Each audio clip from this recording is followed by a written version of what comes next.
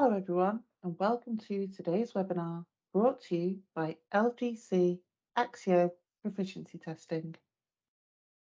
It is my great pleasure to welcome all of you who are joining us today for our session entitled Maximising the Benefits of Your Proficiency Testing Participation with AXIO.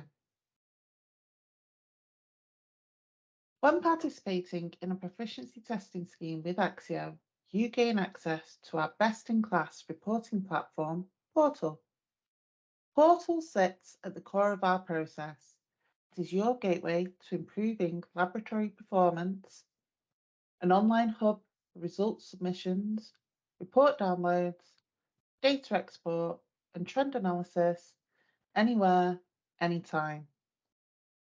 Therefore, today we will talk through how you can maximise the benefits and features of the platform to truly drive quality in your laboratory operations. With that in mind, thank you for joining, and we hope that you find today's webinar informative and valuable to your work and your knowledge base. So just a short introduction for myself. I am your host for today, and my name is Brooke Dawson, and I'm the Global Brand Manager here at AXIO. More importantly though, I'm delighted to be joined by our very own AXIO experts that I will introduce in just one moment. Today, we will cover a wide range of subjects, including how to utilise your reports after participation in one of our proficiency testing programmes, with a deep dive on how to use your interactive reports and how to compare your performance with other laboratories in that round. We will explore the parameters around how we calculate your Z-score and the performance score calculator function available in the platform. We will also discuss recent developments of Portal to further maximise the benefits of your PT participation, whilst revealing a look ahead to future planned developments. Now it is my pleasure to introduce our speakers. Today we are joined by Rick Loftus. Rick is the Head of Data Management and Reporting for LGC AXIO Proficiency Testing. He has over 20 years experience in both PT and IT and is the product owner for our Portal platform. Rick leads the Portal team in the non-technical production and distribution of all PT reports. Accompanying Rick is Dr. Matthew Whetton. Matthew is the Head of Technical Operations for the Proficiency Testing Group at LGC. He's responsible for the production, development, and technical operation of our PT schemes in a diverse range of analytical fields. Prior to joining LGC in 2007, Matthew spent more than 10 years in analytical chemistry, specialising in the analysis of pesticides in food and environmental matrices. So before I hand over to Matthew, just a quick note, there should be some opportunity at the end for some questions. So if you do have a question as we run through this session, please do write it in the chat function and go to webinar, and we will try to tackle as many as we can at the end. So I think that's enough from me for the time being. So I'm going to hand over to Matthew to start our presentation entitled Maximising the Benefits of Your Proficiency Testing Participation with AXIO. Matthew?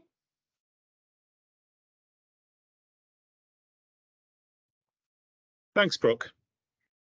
So I think when we're looking at the benefits and the uses of proficiency testing, we need to consider it in the round of all quality control and quality management processes that we use. Both proficiency testing and certified reference materials are a key part of a robust quality system. So in order to get the most out of your quality system, produce the most reliable testing and the most applicable results, you need to carry out different procedures at different times. Certified reference materials characteristically are highly characterized, so the value that's been produced and the value that's put on those materials is traceable to a NIST standard. They all They're all certified to ISO 17034, and their primary use over and above any other materials is for method validation, where they're unparalleled in their ability to determine the accuracy of the analysis that's being carried out. In contrast, proficiency testing is a related and it's a complementary method, and it provides an independent check of a laboratory's performance, because proficiency testing is one of the only processes whereby the labs take part, but they're unaware of the answer that they need to get at the end. Proficiency testing can be used where certified reference materials are unavailable or they're limited, because proficiency testing samples are not characterized to the same degree, and they can be more comparable to routine samples. Because there's more proficiency testing materials available, they can be used frequently and therefore for trend monitoring, which we'll come to later in the presentation. And of course, proficiency testing, because it takes part with a number of other laboratories, it provides comparison of performance against your peers.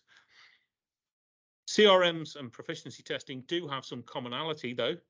They can be both used in staff training and the evaluation of staff performance, and they're both a key part of method and procedure evaluation. So that's an introduction to where PT and CRM sit into quality measurements. I'll now pass you on to Rick Loftus to tell you about how our PT systems work here at AXIO. Thank you very much, Matthew. So I'd just like to introduce everybody to the Portal platform. For those of you that are not familiar with Portal, Portal is the proprietary reporting system of LGC AXIO proficiency testing, and it's fully in-house developed, managed and supported, and we host in the cloud using Amazon Web Services, which gives us a scalable and resilient platform. It's a multilingual web-based platform, and it's used by participants for the submission of PT data, review of PT performance, and ongoing monitoring of laboratory performance in proficiency testing. We're serving over 13,000 customers across 169 countries, participating in over 50 different PT schemes. And we're proud to say that we deliver our PT reports in under 6 working days following the closure of a round. And on the right hand side of this graphic, you can see our global reach in terms of our laboratory base. On a yearly basis, we receive 2.8 million results, and that's across 2,300 different sample types, 7,400 analytes, 6,600 methods.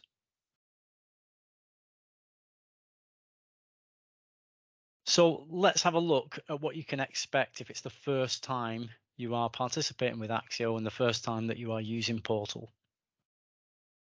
So as a first-time user, you'll be issued a dispatch email when your samples are dispatched from our facilities in the UK. Within this dispatch email, you will find your unique laboratory ID number and the primary contact email address that was specified when you placed your order with us. These 2 pieces of information are critical, and you will need them to create an account at our website, which is portal.lgcstandards.com. When you arrive at the website, please choose create an account and then fill out the registration form for your account creation. You'll be asked for your username, and we recommend that that's your email address. You'll also be asked for an analyst reference. The analyst reference can be any 4-character reference to denote you when you report a result in the report. Typically, people would use the initials of their first name and last name. And then you'll need to supply a password which meets standard complexity requirements, and that it's 8 characters long with 1 uppercase letter, 1 lowercase letter, 1 number and 1 special character.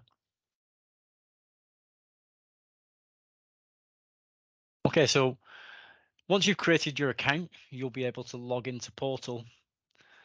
To support our global laboratory network across 169 countries, we provide the website in multiple languages, including simplified Chinese, Polish, French, German, Italian, Spanish, Bulgarian. You would choose your preferred language from the menu option, and you will see that all of the menu and navigational controls will be translated into that language. Then supply your lab ID, username and password to log into the system.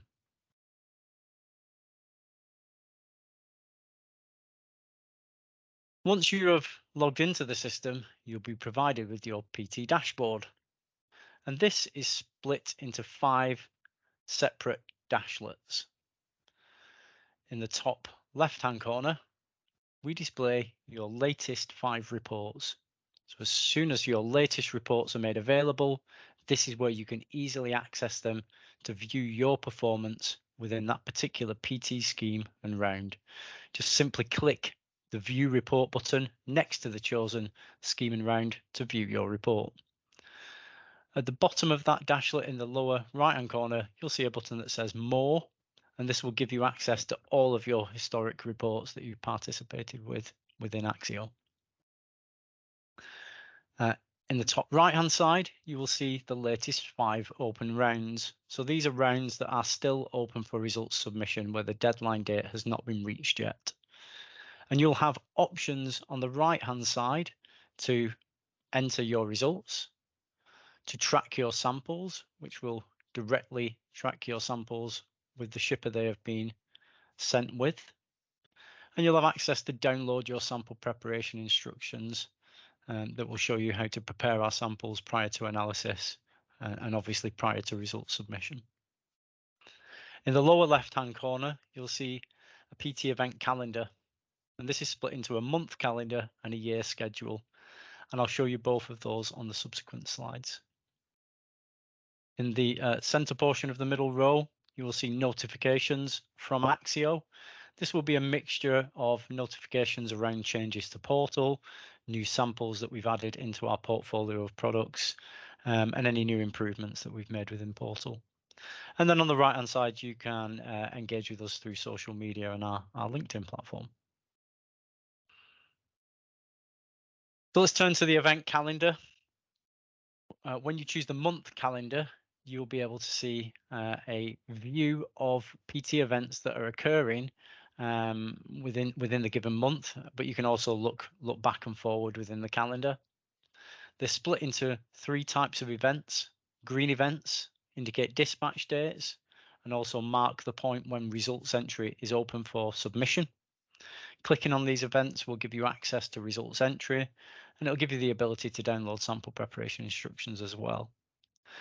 Deadline dates are displayed in red, so this is the date that the particular PT round will close and is when you need to have submitted your results.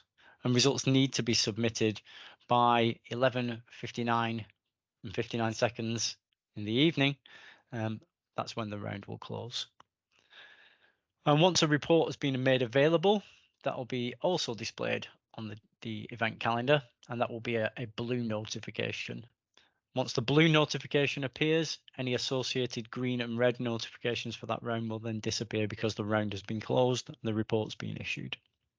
Clicking on the report notification will give you a link to link directly into viewing your report for that round. So let's just take a look at your yearly schedule now. So the yearly schedule gives you access to have a look at what you can expect to receive in your laboratory for any given scheme within a scheme operating year. And it will show you for that scheme the samples that you've ordered and the frequency that you've ordered them in, and when you can expect those samples to be dispatched again from our facilities within the UK. Also within the yearly schedule, you can gain access to your certificate of participation, which demonstrates that you've participated within the proficiency testing scheme and given scheme year. And you can download any of the dates that you see here into a .ics file. So that's a file that you'll be able to import into Microsoft Outlook if that is your preferred email client. Additionally, you'll be able to print any of these dates out so that you can display them within the laboratory if necessary. Okay, so for me, one of the key benefits of PT participation with AXIO is the ability to return multiple results per analyte. And before we turn to looking at creating users within Portal, I think it's really important that I explain how you can return multiple results and then how you can best structure your user setup to support the ability to report these multiple results. So within AXIO, for any of the analytes that you can return results for, you can return up to 13 results per sample. And those 13 results are comprised of 3 nominated results and then an additional 10 further unnominated results. So what is a nominated result?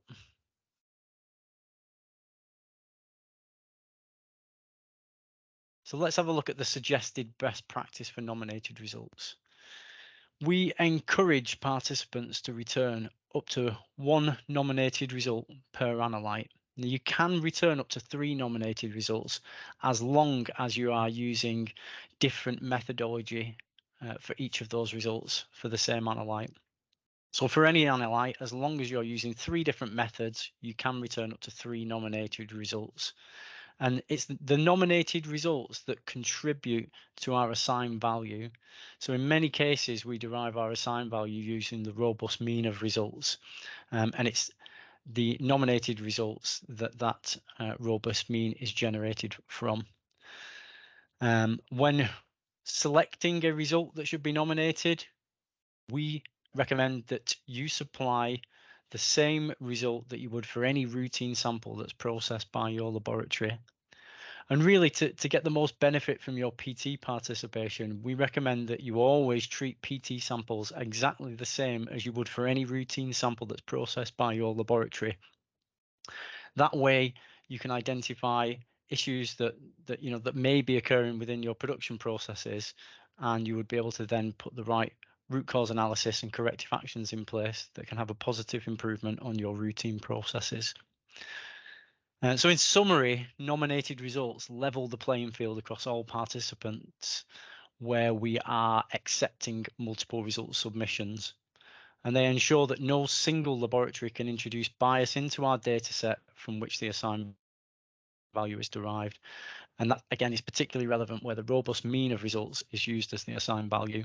And we'll talk more around how we derive the assigned value and our standard deviation for proficiency assessment further in the presentation. So let's have a look at unnominated results now. Why would participants choose to unnominate results? Well, that can occur for multiple reasons, and typically it is to enable each analyst to return a result, and that can then be used to assess the competency of each analyst as well as the competency of the laboratory overall. In some cases, laboratories are performing method validation and they would like to test that new method out and analyze the PT sample using that new method, but they don't want that result to contribute to our assigned value, so they will unnominate the result. They'll still be assessed against this assigned value, and they can still then see how that method performs compared to the routine method or the methods used by their peers. And in other cases, laboratories like to use multiple different instruments, and they would unnominate results for that purpose as well. So I say unnominated results, while they do not contribute to the assigned value, they will be assessed against the assigned value, and they will be provided a Z-score. And they will be provided in your laboratory reports and can be used within the data trending tools that we have available in Portal, which we'll touch on later in the presentation. Okay, so now that we've got an understanding of multiple results submission, how can we set up your laboratory to enable maximum benefit of PT participation within AXIO? So Portal is very flexible in the way that you can set the system up to best suit the needs of your laboratory. And below we've listed some of the most common ways that people will set themselves up. So the first mode of setup is single user access. So this is essentially just having one user account set up for your lab ID number with access to Portal. And that one user will submit results under what is known as lab or lab result. Now, that's a perfectly acceptable way to set up the lab if that's the way that you choose to operate. But please be aware that if you do this, then you're not going to be able to benefit from multi-analyst submission.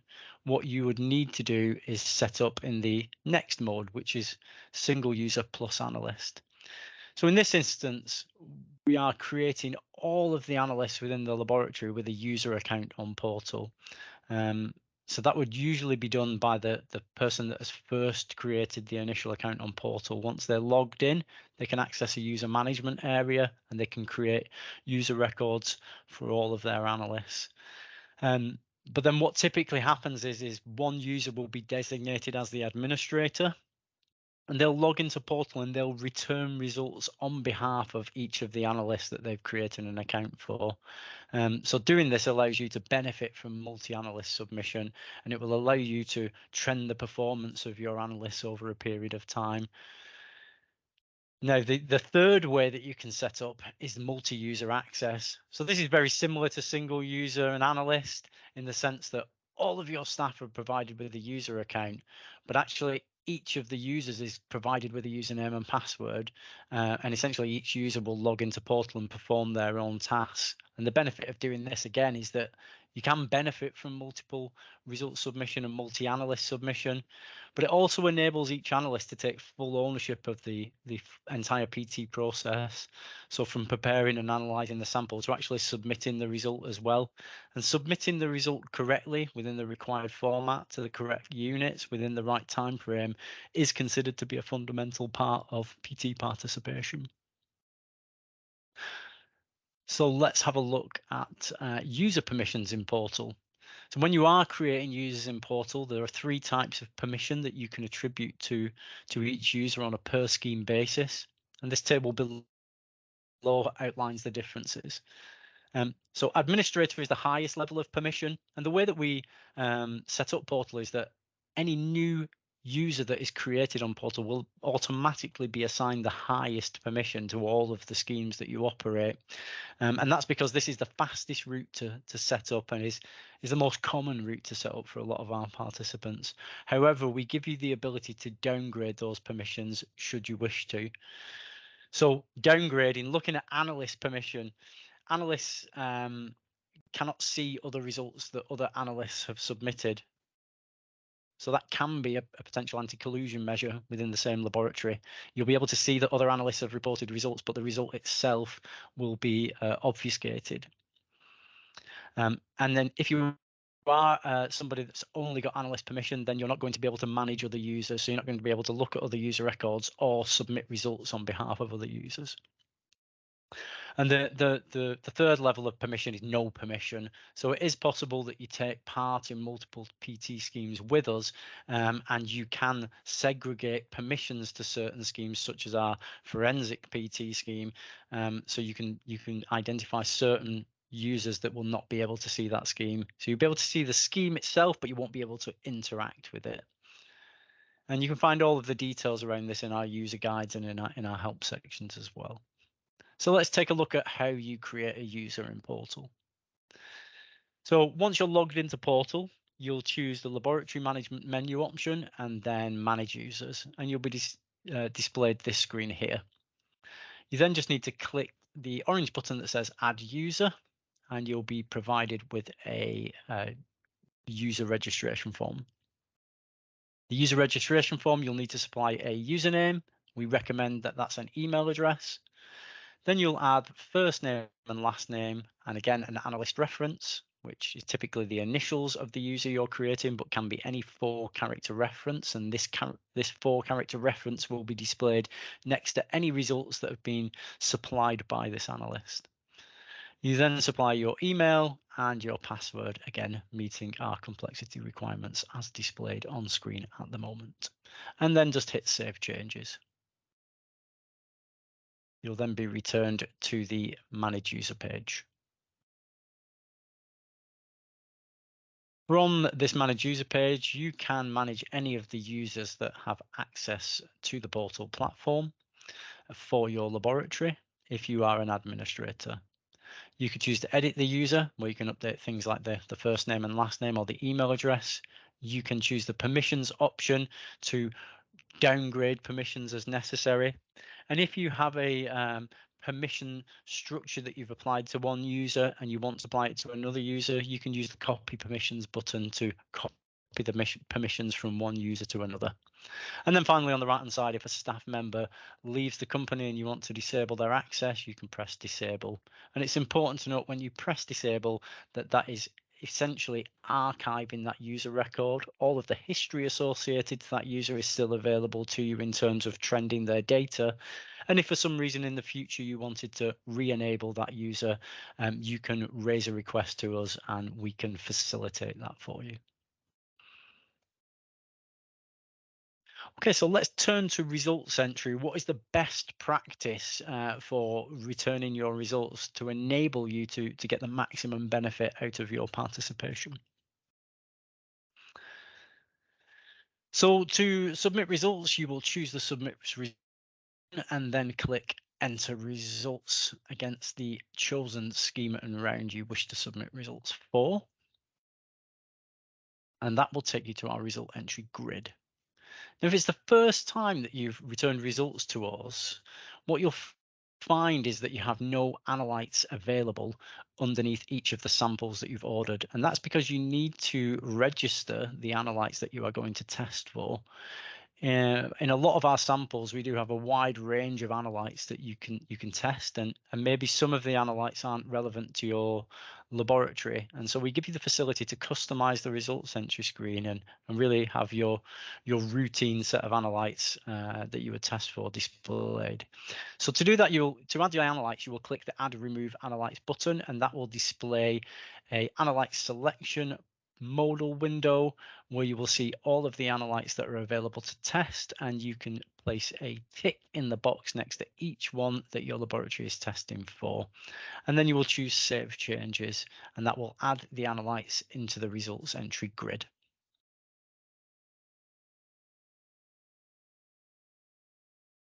The next step is to register the methods that you are testing with for each of the analytes. It's really important that you put the methods in first, in my opinion. What I sometimes see participants do is that they will add the analytes they're testing for, and then you have the ability right at the end of each result entry row, there's a copy icon in white and orange, which is next to the bin icon in red. And what that button does is it allows you to add new result entry rows into the result entry grid. So I often see that some participants will add the analyte and then they will add as many rows as they need for the analysts that they're going to return results for, and then they will enter the methodology.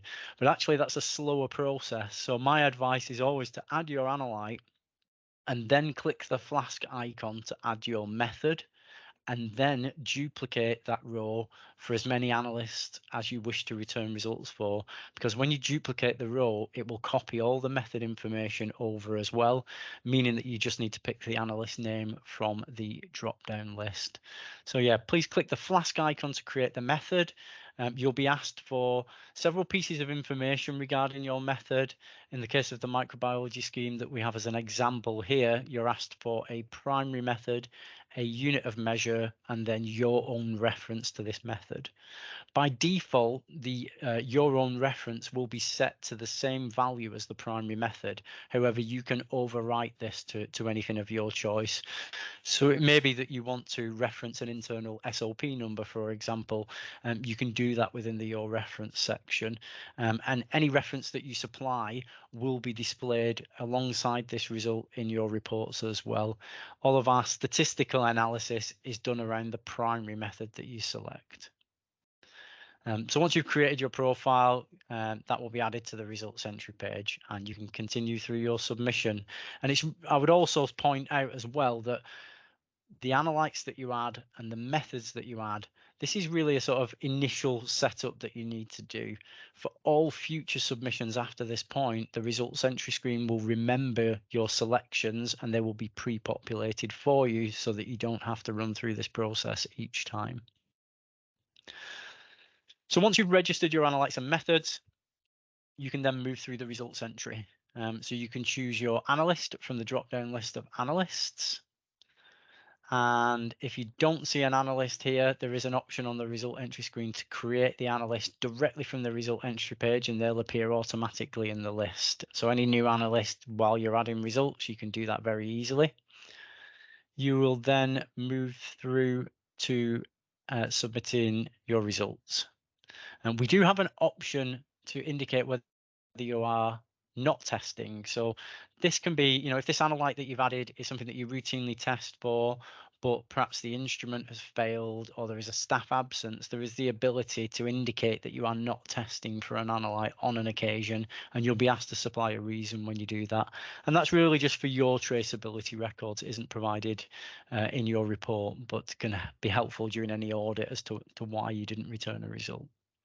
The next step, if you are actually returning a result, is to enter the result into the result field. So this is a fully validated field to ensure that the data supplied is correct. And where the result that you're supplying is less than your limit of quantification, you should report your limit preceded by a less than symbol. So for example, if your limit is 10, then you would enter less than 10. For qualitative data, you'll be asked to choose a value from a drop-down list of choices. So you'll then see a field for unit of measure. The first unit that you see in this list will be the LGC default unit. This is the unit that we provide all of our statistical information in our reports back to you in. However, our technical teams will make a number of alternative units available. Where they are available and you select them, the result that you enter in that unit will be converted to the default unit so that our data set is standardized when our statistics are produced. The next field is our uncertainty field. So the UX field allows you to supply the standard measurement uncertainty associated to your analysis. At the moment, this is an optional field and it doesn't affect your assessment in any way. Matthew, could you give any more information around what we mean by the standard measurement uncertainty when submitting results, please? Thanks, Rick. When we're asking laboratories to return measurement uncertainty with their result, we're talking about the standard measurement uncertainty. The laboratory will have calculated the measurement uncertainty for their method, for their procedure, and that will either be relevant to the concentration or it will be a fixed value for the method. What we're asking laboratories to return is the value with a coverage factor of 1, which is the standard uncertainty, and that makes it comparable to the uncertainty that we report for the assigned value. Thank you so much, Matthew. That was really helpful. So just moving on through the result entry grid, the next field that you can submit is the analysis date. And we've got 2 places highlighted for the analysis date. In the bar across the top of the screen, you'll see sample analysis date. So if the analysis date for each of your analytes is the same, then you can enter the date into the sample analysis field and it will automatically populate for every one of your analytes. Alternatively, if you want to put a different date per analyte, then you can do that on each individual result entry row to hopefully make the process faster. Then when we turn to our nominated option, so we touched at the start of the presentation around what a nominated result is and what an unnominated result is. And we do recommend that you nominate at least 1 result for each analyte to ensure that your data is contributing to the assigned value. And so to do that, we automatically nominate the first result for each analyte, but you can then change this as you see fit and to the result that you want to nominate.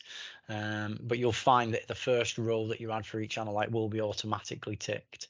And again, nominated results, you're allowed up to 3 as long as the methods are different, with a further 10 unnominated results where there is no restriction on the method profile.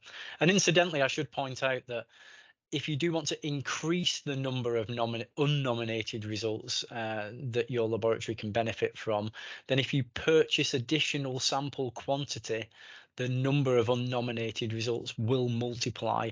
So for example, if you bought 4 sample ones within a given round, then you would be able to return 3 nominated results as long as the methods are different, but you would then be able to return 40 unnominated results.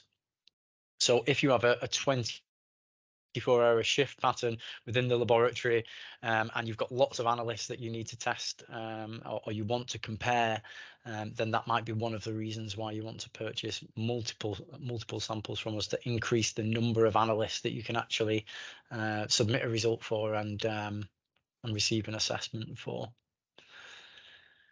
Okay, and finally on the result entry screen, we have our comments option. So the comments option, again, is completely optional. The data that you can put in here can be for your reference, or it can be for ours. As I'm sure Matthew would agree, our technical teams do review commentary that is supplied by participants, particularly where maybe they've selected other as their method option. That's something that we would routinely check and look at whether we can incorporate those methods into our predefined lists of methods. So we do encourage you to provide commentary alongside your results. And the only other thing I would point out around comments is something that I've observed with participant data is that often I see that people are returning the analyst name within the comments field, but then in the analyst drop-down field, they've picked lab result. If you do submit your results like that, then you're not going to be able to benefit from the long-term trending that we can provide if you have created each analyst with a user account. So if you do submit your results like that, I would recommend that you perhaps reevaluate how you've set Portal up, create your analysts with user records, and begin to actually submit the results picking their name from the analyst dropdown. That's going to get you the maximum benefit of your PT participation. Okay, so once the results entry is complete, you can click Save to complete the process. I would point out that results can be edited at any time prior to the result submission deadline date. So if you spot an error, come back into the page, change the data, and then press Save again. That's absolutely fine. And so one thing on that point that I wanted to touch on was a common question that we see is, have my results been saved? And I think this stems from the fact that some PT providers require you to complete a confirmation step after your results have been saved. But from our experience, we found this an unnecessary burden for participants. In my experience, I've never found a laboratory that has saved results that didn't want those results to be put into the report. So we feel it's unnecessary to have a confirmation step. Essentially, once you click Save and you see a green notification to indicate the results have been saved, then they are the results that will be used in the report after the deadline passes. But as I just pointed out, prior to the deadline date, you're completely free to modify your data. So if you spot an error or if there's something that you want to change, you are free to do that right up until the deadline date passes. Once the deadline date passes, that data is going to be carried through and processed in our reports. And so that takes us neatly on to looking at what we can provide you in a report and how the way that you've set up your accounts and reported your results can enable you to drive benefit from RPT participation. So the first thing I'll point out is our reporting timelines and turnaround times. We operate stringent deadline dates. So we recognize that there are circumstances sometimes out of participants' control, and we will do our utmost to support participants once the deadline has passed to ensure that their results are submitted. But equally, we recognize that it's crucial that we return PT reports to participants in a timely fashion so that you're able to analyze your performance, undertake appropriate root cause analysis for any failures in PT, and implement corrective actions that are going to improve your routine production processes. And so, as I said, we run stringent deadline dates and we aim to provide a report back to you in less than 6 working days. And I'm really pleased to say that in the month of April 23, we turned our reports around in 3.3 working days, and we've been consistently less than 5 days for the entirety of this year so far. So that's our commitment to continuous improvement. So let's have a look at the reports. So Firstly, I'll talk about statistical analysis. So we use the internationally recognized Z-score to assess participants' performance, where any Z-score between 0 and 2 is classed as satisfactory. Any Z-score between 2 and 3 is questionable, and any Z-score above 3 is unsatisfactory.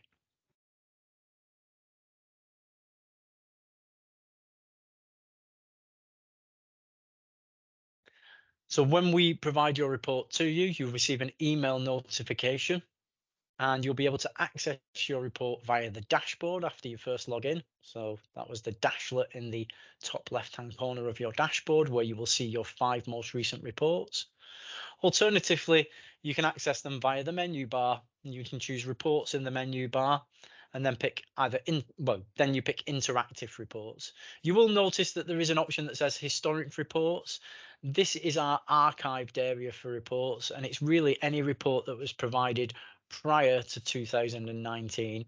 So if your report is in the last 4 years, then you would choose interactive report. And if it's the most recent report, you would certainly choose interactive report. So choose one of those options to access your report, and you'll be taken into the interactive report for that scheme and round. And the report's broken up into sections, starting off with our report menu, where you can navigate the report, where you can download and export your data to Excel, or you can download PDF versions of our report. Alternatively, you can view the report in the browser. And the first section of the report starts off with general report information. It will tell you the scheme, the round, and the person that has authorised our report internally. And it will give you access to information around the aims of the scheme. So that is why we run the scheme, what the purpose of the scheme is, and how we assess performance. Sample details will provide you with any specific details around the samples that were issued and any particular matrices that were used. And quality control will give you any information about homogeneity testing that has occurred on those samples. You will then see your laboratory performance summary split into 5 tiles. The first tile shows that you reported 40 results, 27 were satisfactory, 2 were questionable, 7 were unsatisfactory. If you have reported using multiple analysts, you will see a breakdown of assessments by analyst directly underneath. And this can give you a good indication as to whether one particular analyst is driving unsatisfactory performance, and that may be something that you wanted to consider in root cause analysis and perhaps as a training requirement. To view further details of the report, you can click the 40 results reported tile, and that will take you into the summarized view of this data. From here, you can see the full tabular breakdown of the data that you provided and how it was assessed in this round.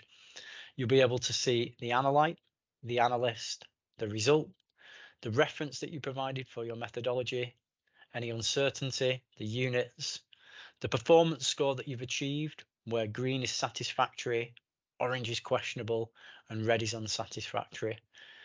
You can see whether you've been assessed using a Z-score or a Z-prime score, and you can see the associated statistics that you've been assessed against, including the assigned value in the SDPA, which is used in conjunction with the result to calculate your performance score. So there are different reasons that you would want to drill further into this detail. Certainly if we've got unsatisfactory results, you'll want to try and investigate why that is. But equally, even though you have satisfactory results displayed, it only really indicates that you're satisfactory at this one moment in time. And there's considerations that you should make when you're thinking about your data over a longer period of time. I'm going to hand back to Matthew, who will just walk you through some considerations that the laboratories should make.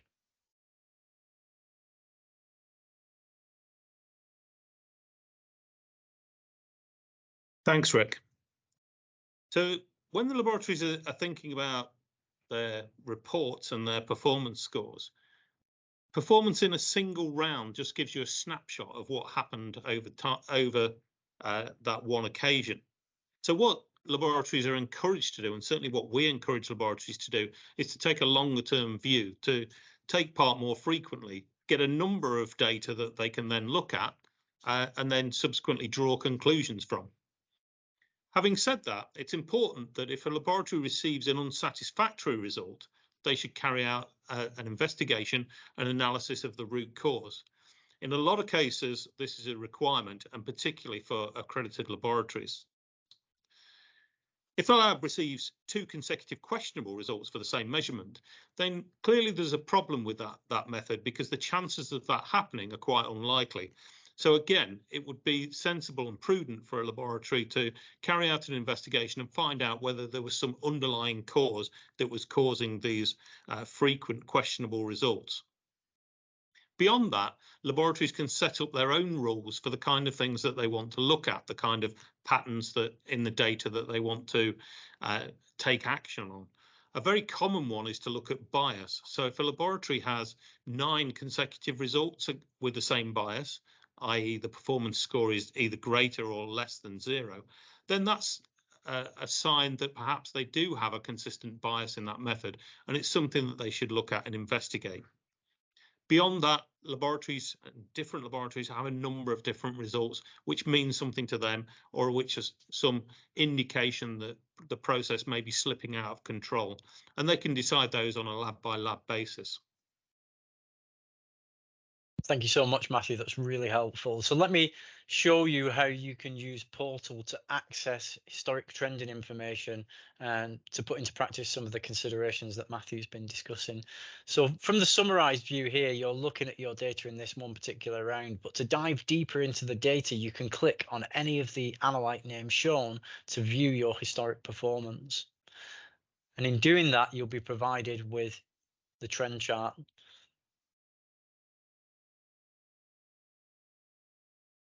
So by clicking the analyte name, we can now see our performance trends over the last 12 rounds. And we split this into 2 charts. The top chart is your trend over time. So this is looking over the last 12 rounds, oldest to newest. And then beneath this, we're looking at the same data, but we're looking at it by assigned value or concentration, lowest to highest order. So Matthew, what considerations could a laboratory make when looking at a chart such as this? Thanks, Rick. Looking at this particular chart, it's quite interesting. It shows 8 separate rounds undertaken by the participant, and we can see the majority of those rounds have resulted in a satisfactory performance score. So the dots are clearly in the green zone. One of the rounds has received an unsatisfactory performance score greater than 3, and so in that case, the laboratories would undertake an investigation. However, what this shows is how easy it is to see patterns and potential trends within data when we're looking at it in a pictorial form.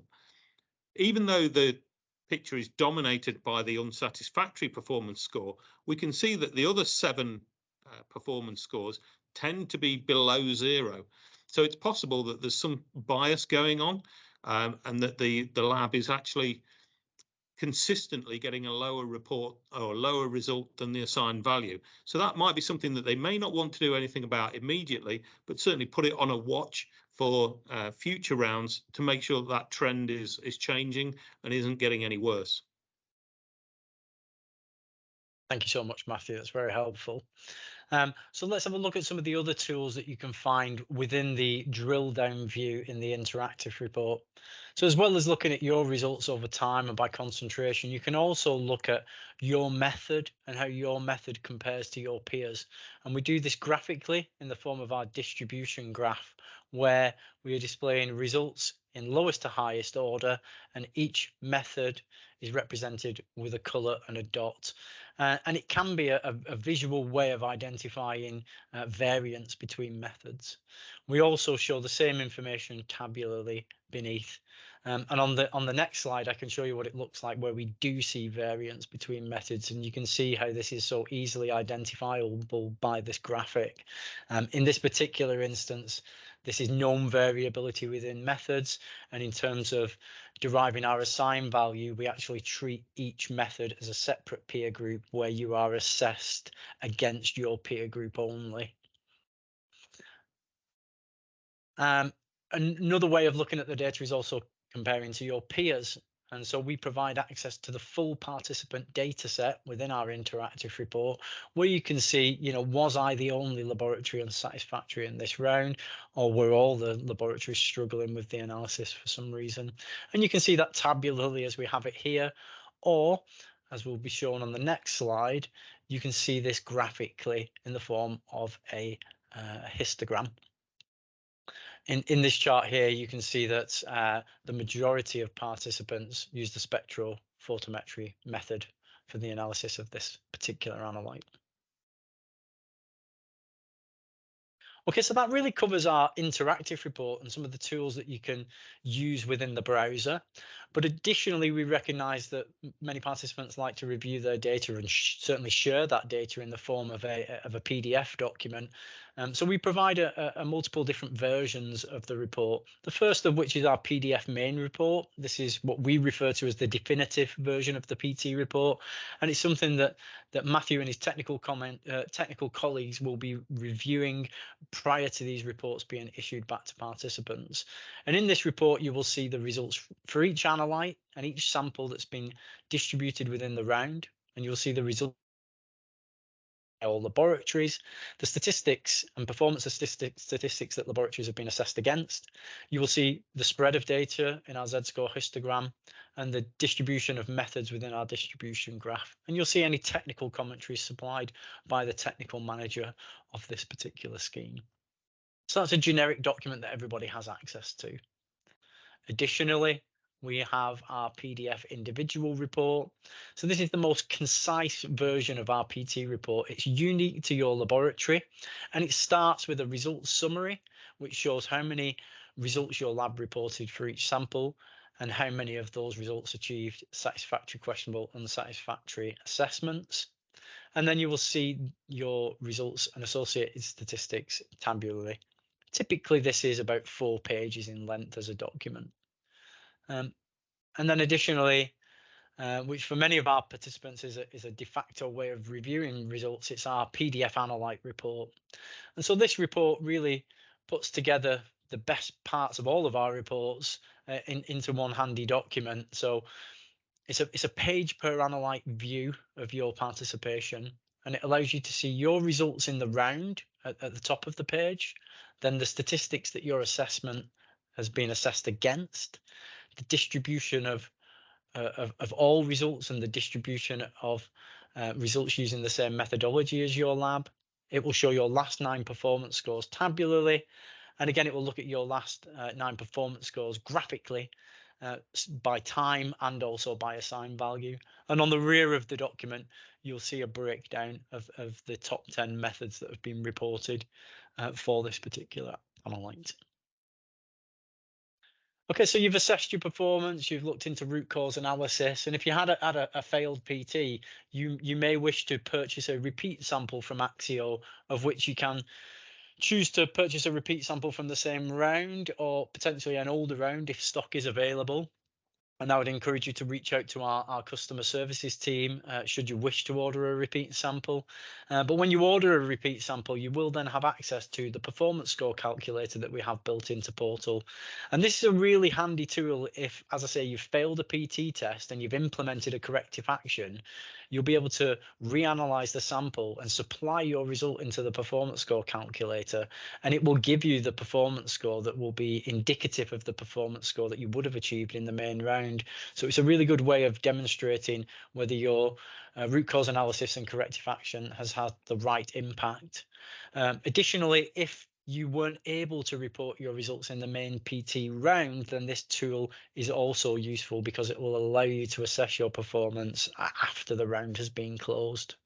Now, currently we don't save the data that you put into the performance score calculator, but we do allow you to print a copy of this out for your records, and certainly in our future development roadmap, allowing you to save the data and potentially display recalculated performance scores alongside your original performance score, obviously clearly identified that this is after a root cause and a corrective action, is something that we are investigating the possibilities of. So let's just touch on other trend analysis tools that are available. We've shown you and walked you through what we have available in our interactive report, but there is a dedicated trend analysis area within Portal.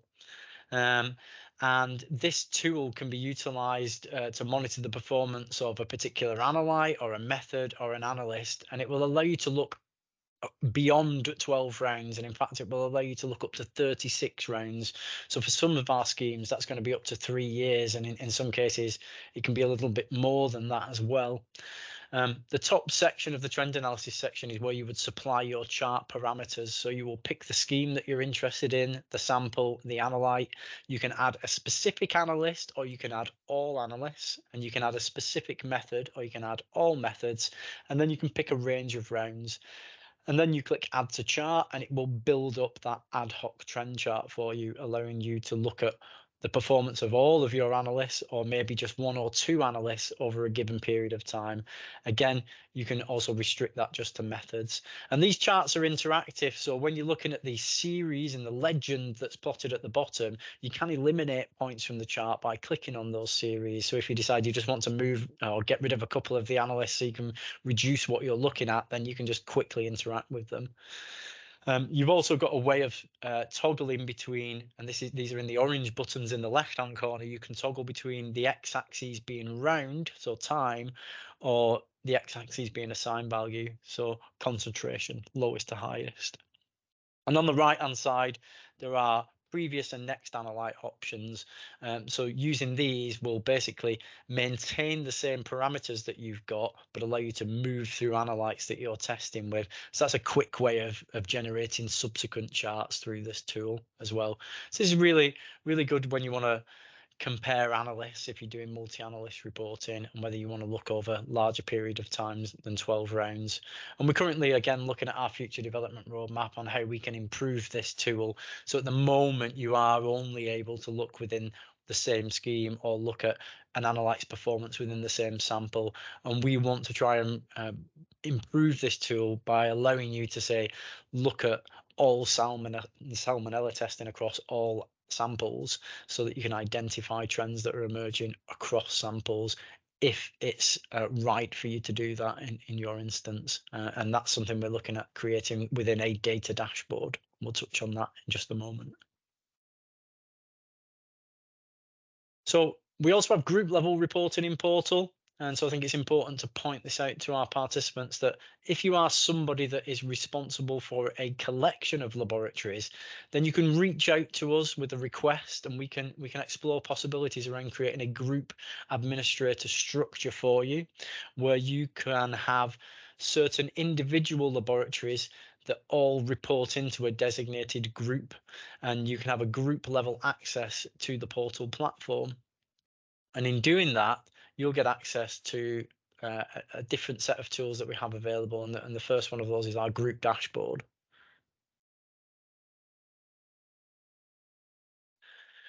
So in our group level dashboard, you'll see an overview of performance across all of your laboratories.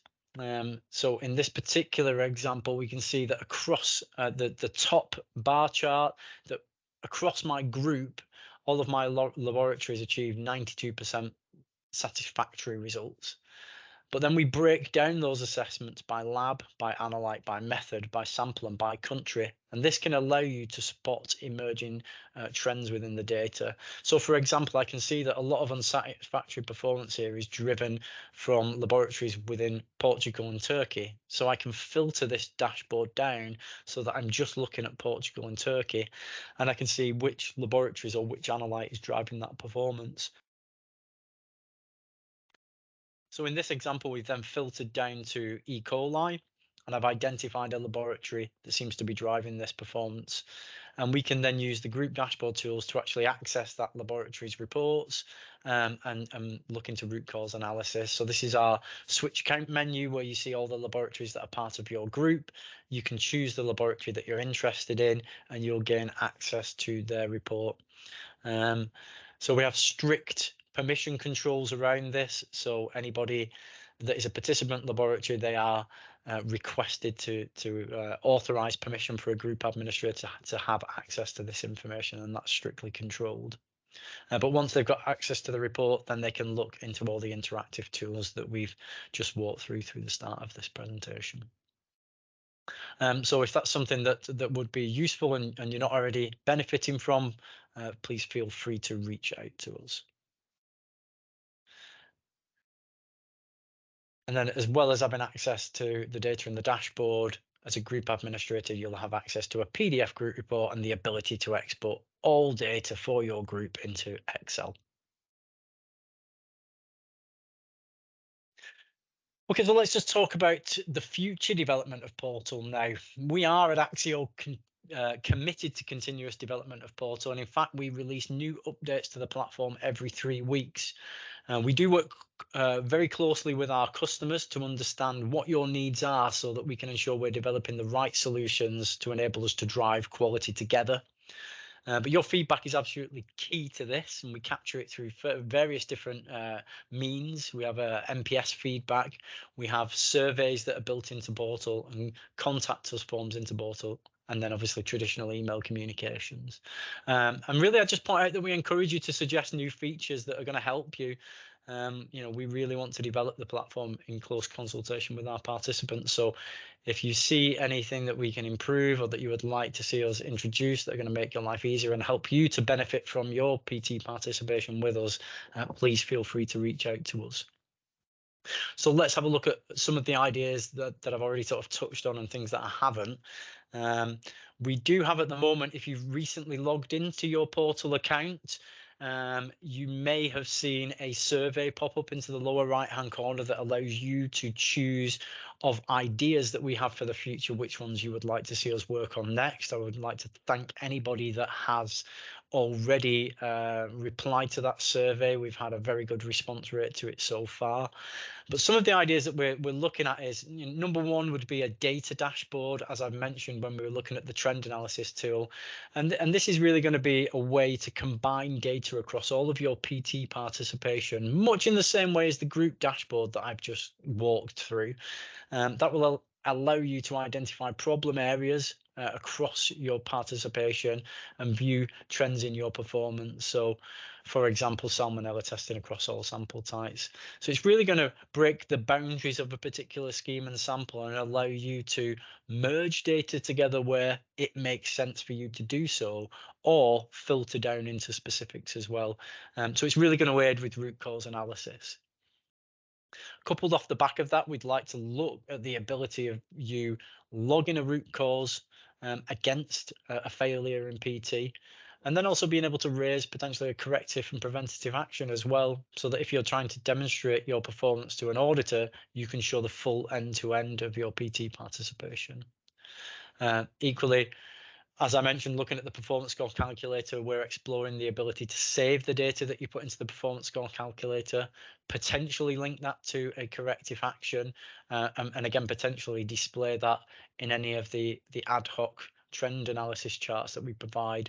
So it will be clearly identified that here is my original PT result, here is my recalculated performance score, and maybe here is the corrective action that sort of underpins all of that.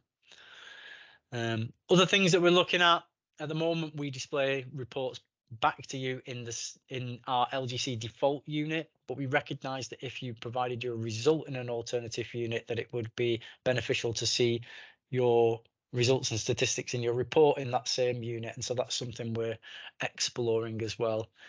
Equally, with standard measurement uncertainty reporting, we do request that that's reported in the unit that you report your result in, but we are exploring the possibility of using a percentage value. And then beyond that, a slightly more longer term project is really exploring the ideas of allowing you to import results directly from a LIMS system and therefore eliminate the possibility of manual transcription errors within Portal. And with that, I would summarize by saying that we believe in driving quality together. We feel that laboratory proficiency relies on trusted expertise and efficient reporting process. And that's why we designed Portal to be flexible so that it can meet your needs and enable you to benefit the most from our PT. And that's why we offer you multiple result submission using multi-method instrument and analyst reporting, so you can really drive that benefit of PT participation. We've got a comprehensive range of tools that allow you to monitor the performance of your laboratories at an individual or group level, and we continuously develop the platform in close consultation with participants, excuse me. And with that, I will hand back to Brooke and thank you. Thank you, Rick. So I hope you found this presentation interesting. I certainly did. I am conscious that we're over time, but just a really quick note from me before we move on to the question and answers part of the session. Really to reinforce what Rick was saying earlier, at AXIO, we pride ourselves on being your partner in proficiency. We've been leading the direction for PT for over 40 years, and we bring our technical expertise and influence to drive the future of quality assurance.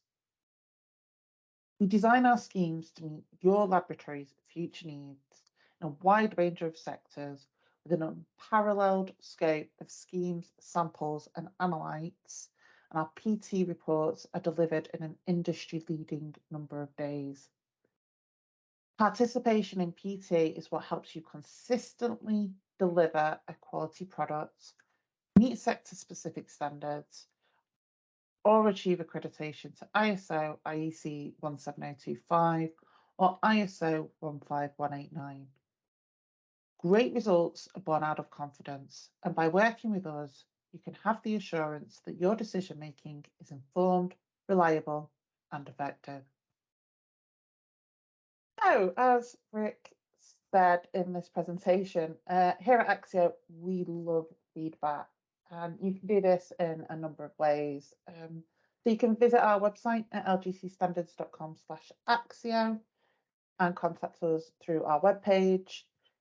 You can email us directly at axio.pt@lgcgroup.com. If you'd like to stay up to date with most recent information, such as new releases on products, our free to download white papers, webinars such as this, and much, much more, you can visit our page and follow us on LinkedIn. So that's enough from me for now. Let's move on to the Q&A part of the session. I am really conscious we have gone over on time. So anybody who can't stay around for the Q&A element, please note that this session's recorded and a copy of the recording will be made available to you 24 hours after this session's closed. So we'll probably have enough time to tackle 3, maybe 4 questions that have come through. If we don't reply to your question, we will reach out to you individually. So I think we'll start with the first one. Is there any way to know the number of participants in a PT exercise? I think that's one for you, Matthew. Thanks, Brooke. Yeah, that's quite a common one. Generally, the PT provider will return the number of results as part of the report. That's to give you a good idea of potentially how many data that the assigned value is generated from. But typically within AXIO, if participants were wondering the typical participation in a given PT, if they contacted customer services, we could give them that information. So it's available on request or typically in the reports. Thank you, Matthew. Another one for you. Is the SDPA calculated for all methods or the main method for an analyte? Matthew? Yes, thanks, Brooke. I was just, yeah. It's one of those questions that the answer is it depends. In many cases, the SDPA will be the same for all of the methods which can be applied, and in that case, it's because the methods themselves are technically equivalent, and we wouldn't expect to see a difference in result or a difference in the performance characteristics, depending on which method was used. However, in some cases where methods aren't technically equivalent, you would expect that they would give a different result. And also they may have different performance characteristics, which may require a separate individual STPA for each of the methods which are applied. So it can go both ways, but it will be judged by the technical staff who are assessing the data when it comes back from the participants. Great, thank you, Matthew. We had that through a number of times, so hopefully that answers that question. We have been asked, why is it not a mean in quantitative methodology summary? Matthew? Yeah, that's a good one.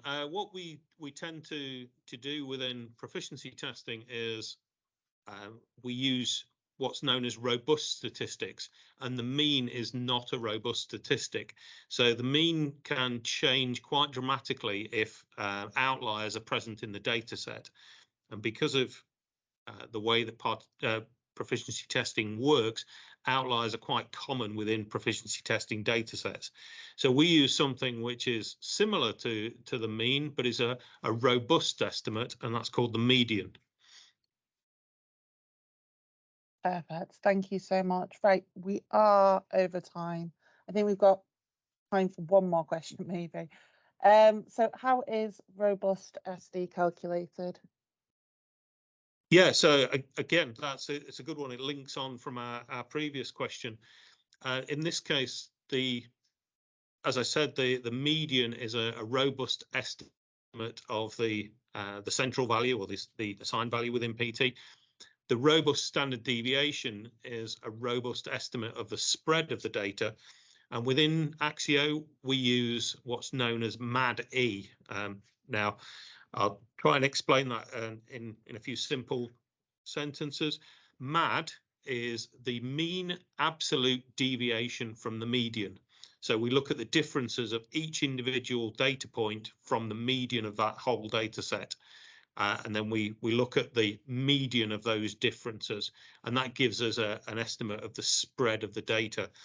MAD-E is that MAD value, which has been made larger by the use of a particular factor, so that it's actually equivalent to the standard deviation for normal data. So hopefully that answers the question. It's quite a simple procedure, and obviously if anyone wants any more information, they can get in touch.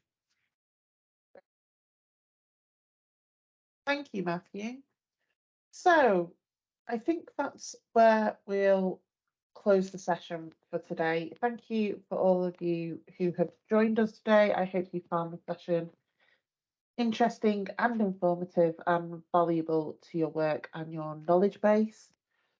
There have been a lot of questions submitted, so if we haven't had opportunity to answer in this session, as I said before, we will make sure that we reply to you individually. For your information, in the next 24 hours, you will receive a copy of this session, and you will also receive your participation certificate. So there's nothing really left for me to say except thank you to Matthew and Rick, who have been outstanding hosts today, and thank you to you, our Global Laboratory Network, for attending. Have a great day, and if you have any inquiries, please do not hesitate to get in touch. Thank you.